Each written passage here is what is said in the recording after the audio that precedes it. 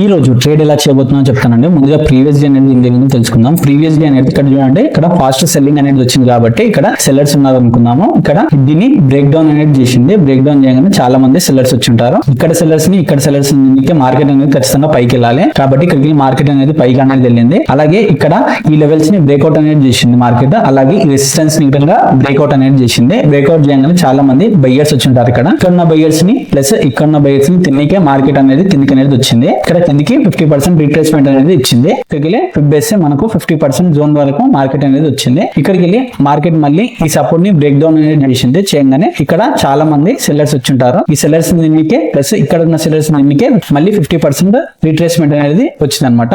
అలాగే ఇక్కడ బయ్యర్స్ కూడా వచ్చి ఉంటారు చాలా మంది. ఈ బయ్యర్స్ దీనికి మార్కెట్ అనేది ఖచ్చితంగా కిందికి అనేది రావాలి. కాబట్టి ఒకవేళ గ్యాప్ డౌన్ కేసులో మనం సెల్లింగ్ సైడ్ అనేది ట్రేడ్ అనేది తీసుకుందాము. అలాగే ఫ్లాట్ ఓపెనింగ్ లో గిటంగా మనం సెల్లింగ్ సైడ్ అనేది ట్రేడ్ అనేది తీసుకుందాము. ఒకవేళ గ్యాప్ అప్ అనేది ఓపెన్ అయింది అనుకోండి, ఇక్కడ మనం బయింగ్ సైడ్ ట్రేడ్ అనేది తీసుకుందాం. ఇక్కడ చూడండి మార్కెట్ అనేది ఓపెన్ అయింది. ఓపెన్ అయ్యి ఈ సపోర్ట్ తీసుకుంటూ పైకి అనేది వెళ్ళింది. కాబట్టి ఇక్కడ చాలా మంది బయ్యర్స్ వచ్చి ఉంటారు. ఈ బయ్యర్స్ దీనికే మార్కెట్ అనేది ఖచ్చితంగా కిందికి అనేది రావాలి. ఇక్కడ చూడండి మళ్ళీ ఒక గ్రీన్ కలర్ క్యాండిల్ ఫామ్ అయ్యి ఈ జోన్ ని బ్రేక్అవుట్ అనేది చేసింది. ఇక్కడ చాలా మంది బయ్యర్స్ వచ్చి ఉంటారు. ఇక్కడ మనం ఒక రెడ్ కలర్ క్యాండిల్ చూసి మనం ఎంట్రీ అనేది ప్లాన్ చేద్దాం.